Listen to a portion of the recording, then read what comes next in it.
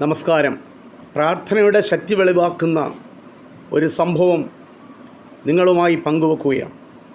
John രണ്ടാമൻ രാജാവ് Portuguese ഭരിക്കുന്ന കാലം.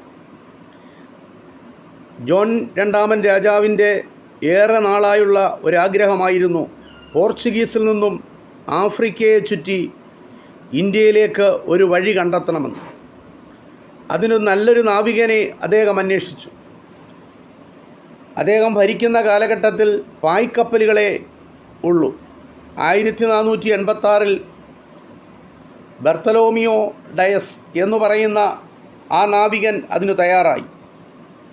അദ്ദേഹം പായ്ക്കപ്പലിൽ യാത്ര പുറപ്പെട്ടു. ദുരിതപൂർണമായ യാത്രയായിരുന്നു അത്.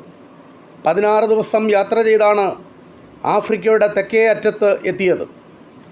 അറ്റ്ലാന്റിക് സമുദ്രത്തിൽ കൂടി തെക്കോട്ട് യാത്ര ചെയ്ത് ആഫ്രിക്കയുടെ തെക്കേ അറ്റത്തുള്ള ഒരു മുനമ്പിൽ എത്തിച്ചേർന്നു. അവിടെ ചെന്നപ്പോഴേക്കും വലിയ കോളിളക്കം. കൊടുങ്കാറ്റ് ആഞ്ഞാഞ്ഞു വീശുന്നു. തിരമാലകൾ തള്ളിത്തള്ളി കയറുന്നു.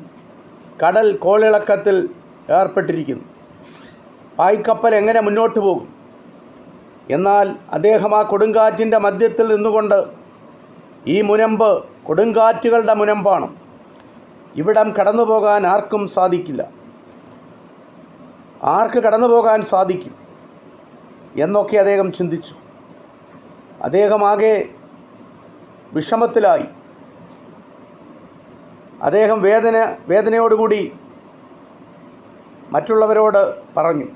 ഭാഗ്യവശാൽ അദ്ദേഹം ഇപ്പുറം കടന്ന് ഇന്ത്യയിലെത്തി.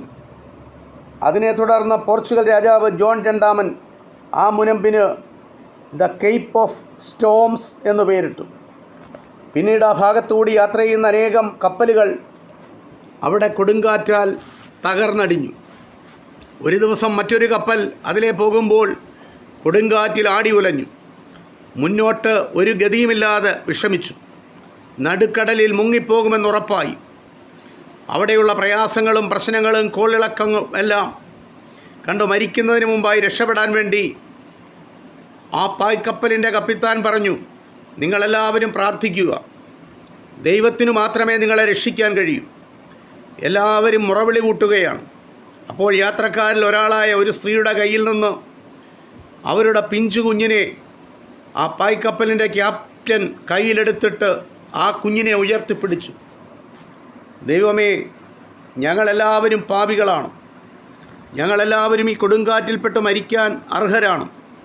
എന്നാൽ കർത്താവേ, ഈ കുഞ്ഞ് പാപമൊന്നും ചെയ്തിട്ടില്ലല്ലോ. കർത്താവേ, ഈ പിഞ്ചു കുഞ്ഞിനെ ഓർത്തെങ്കിലും കൊടുങ്കാറ്റ് ശാന്തമാക്കി തരണമേ എന്ന് പ്രാർത്ഥിച്ചു. ആ പായ്ക്കപ്പലുള്ള മുഴുവൻ ആളുകളും കരഞ്ഞ് ദൈവത്തോടെ പ്രാർത്ഥിച്ചു. അത്ഭുതമെന്ന് പറയട്ടെ, പെട്ടെന്ന് കൊടുങ്കാറ്റ് നിലച്ചു. സമുദ്രത്തിൻ്റെ കോളിളക്കങ്ങളെല്ലാം നിലച്ചു. സമാധാനമായി അവർ യാത്ര ചെയ്തു പോയി. പോർച്ചുഗൽ രാജാവായ ജോൺ രണ്ടാമൻ ഈ വിവരമറിഞ്ഞു. അതിനുശേഷം രാജാവ് അതിനെ കേപ്പ് ഓഫ് സ്റ്റോംസ് എന്നുള്ളത് തിരുത്തി എഴുതി കേപ്പ് ഓഫ് ഗുഡ് ഹോപ്പ് എന്നാക്കി. പ്രത്യാശയുടെ മുനമ്പ്. ആഫ്രിക്കയുടെ തെക്കേയറ്റത്തുള്ള മുനമ്പിന് ഗുഡ് ഹോപ്പ് എന്ന പേര് വരാനുള്ള കാരണമാണ് ഈ പ്രാർത്ഥന. നമ്മുടെ ജീവിതത്തിൽ നമ്മൾ പലരും കൊടുങ്കാറ്റുകളുടെ മുനമ്പിലാണ്. ഉള്ളിൽ തിക്കിത്തിരക്കി വരുന്ന കൊടുങ്കാറ്റുകൾ പലതും നമ്മളെ വലയം ചെയ്യുന്നുണ്ട്. പല പ്രശ്നങ്ങൾ, പല യാതനകൾ, പല വേദനകൾ, രോഗങ്ങൾ, കഷ്ടതകൾ, നഷ്ടങ്ങൾ എല്ലാം നമ്മുടെ ഉള്ളിൽ കൊടുങ്കാറ്റുപോലെ അലയടിക്കുകയാണ്. പുറമേ നമ്മൾ ശാന്തമാണ്. നമ്മൾ പലരോടും വർത്തമാനം പറയുന്നുണ്ട്. പക്ഷേ പുറമേ നോക്കിയാൽ ഒന്നും കാണില്ല. അകത്താണ് കൊടുങ്കാറ്റ്. കൊടുങ്കാറ്റുകളുടെ മുനമ്പ് അത് പ്രത്യാശയുടെ മുനമ്പായി മാറുവാൻ കർത്താവായ ക്രിസ്തു ആഗ്രഹിക്കുന്നു. അതിനാൽ പ്രാർത്ഥനയ്ക്ക്, നമ്മുടെ ജീവിതത്തിന് പ്രത്യാശ തരുന്ന നമ്മൾ ഓരോരുത്തരും ക്രിസ്തുവിനോട് മുട്ടിപ്പായി പ്രാർത്ഥിക്കണം. ഈ സന്ദേശം നിങ്ങൾക്ക് ഇത്രമാത്രം ഓർമ്മപ്പെടുത്തിക്കൊണ്ട് നിർത്തുന്നു. നന്ദി, നമസ്കാരം.